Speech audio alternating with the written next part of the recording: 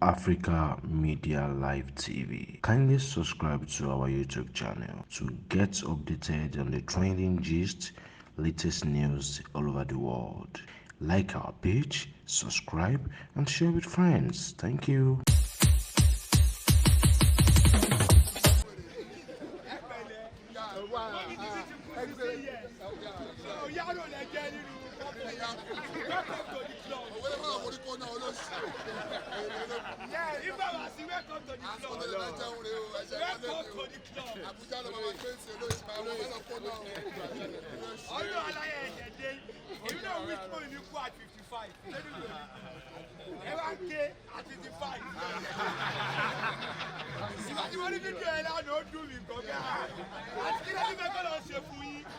At 55, mommy, you could make a funny boy. I'm a bad clear no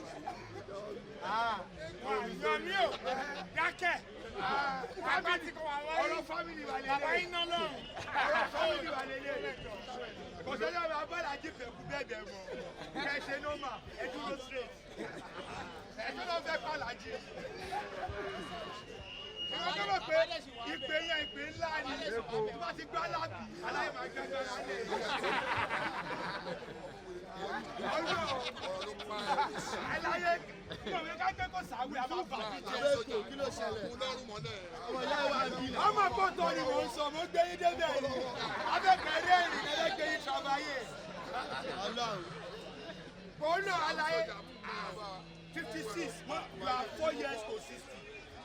Come here, pay oníṣẹ́ ìjọba ní 4 years to retirement. What do you want to do at 56? Why are you crying?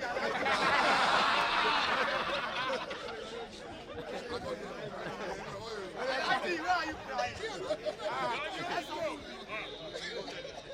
I'm back here. Why is that you crying? I don't know.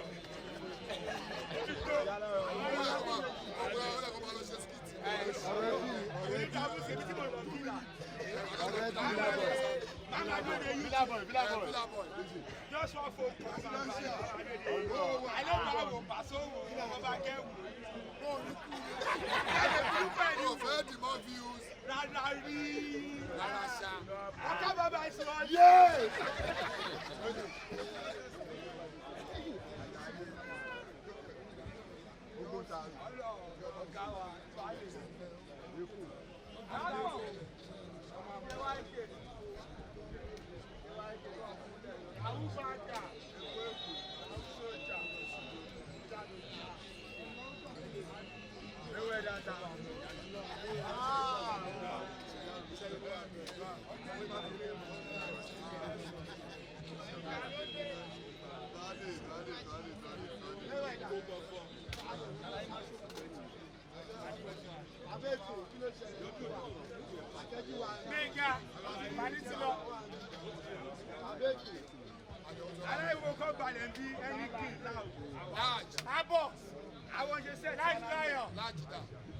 Large lion.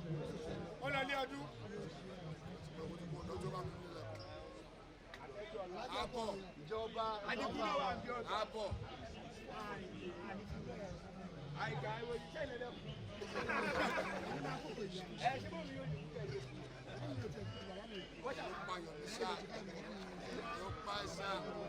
Alájáde yìí sì wà ọ́. Èmi bí 19 ni mọ́mí mi kú.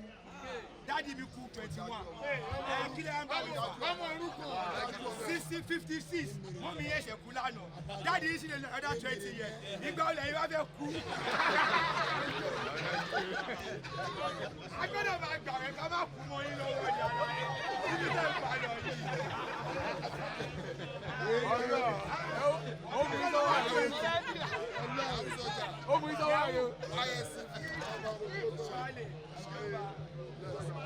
Alaye. Èkó ní Èkó. Èkó. Èkó gangan. Ọ̀gá wa. Ọmọ ẹ̀ ń rojọ́ lọ́wọ́ ni. Ànábì ọmọ lè. Báwo ni ẹ? Welcome to. Ànábì ọmọ lè. ọ̀gá wa.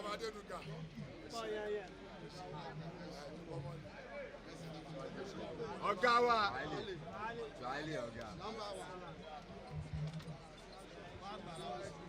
ọ̀gá wa ti àgbà.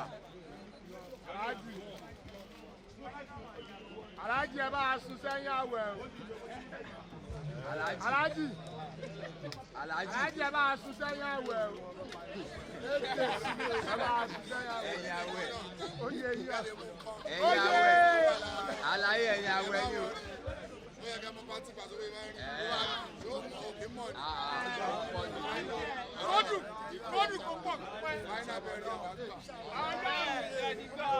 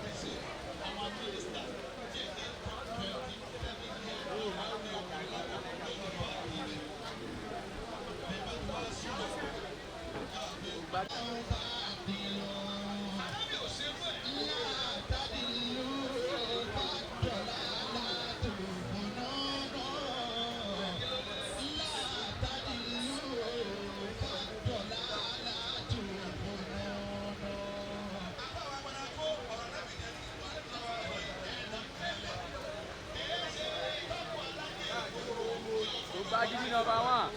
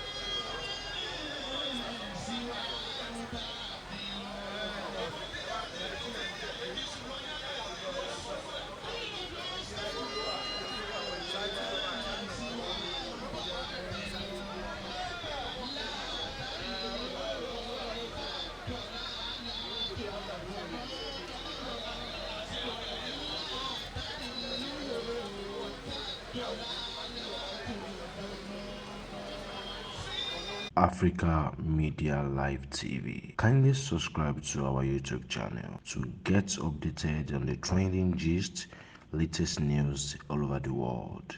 Like our page, subscribe, and share with friends. Thank you.